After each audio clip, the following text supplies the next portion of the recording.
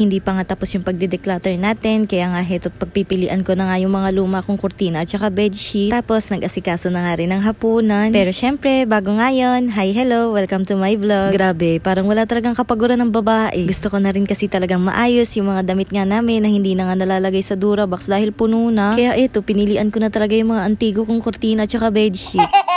Yung iba nga dyan, mga luma na nga. Kaya kung makikita nyo, kupas-kupas na rin talaga. Tapos yung iba naman, sira-sira na rin talaga. Karamihan talaga dyan, bigay lang sa akin o pamana. Pero siguro meron naman akong 2 bedsheet na nabili.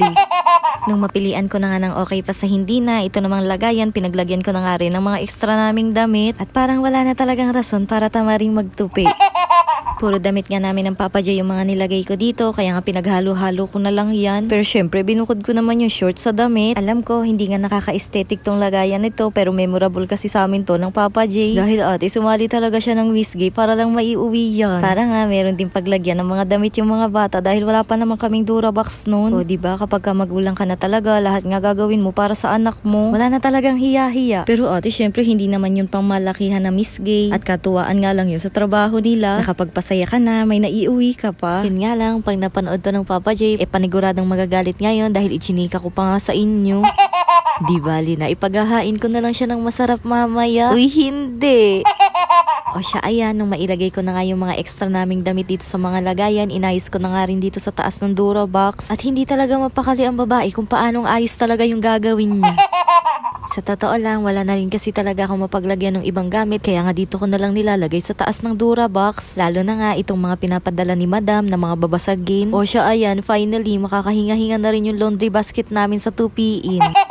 Syempre, nagwalis na nga rin ako ng sahig dahil grabe din talaga yung alikabok sa ilalim ng lababo. Hindi rin kasi nakafinish yung ilalim ng lababo, kaya nga ang lakas din talaga mag-alikabok. O siya, ayan, fast forward nga, nakaligot nagluluto naman na ako ng hapunan. Nag-crave din talaga ako sa ginisang itlog, kaya nga ito na lang din yung lulutuin ko. Syempre, nagisa nga lang ako dyan ng bawang, sibuyas at maraming kamatis. O diba, kahit ang dami ko ng lutuan, bumabalik pa nga rin ako dito sa paborito kong kawali. Grabe, craving satisfied nga na naman ng babae. At mapapa-okay na to ka na lang talaga. Meron nga rin pala ako nabiling mga prutas ng umaga at hindi nga napapansin ng mga bata, kaya nga heto, lalagyan ko na nga lang ng kondensada. Una ko ang ginayat ng maliliit, itong saging. Masarap nga rin sana to kung may sago, pero dahil hindi naman to planado, okay na nga yan. Nung mahiwa ko na nga yung saging, sunod ko namang hiniwa itong mangga. Ganyan na nga lang din yung ginawa ko para nga hindi na rin ako mahirapang maghiwa. Ganun din naman, kakainin din naman yan.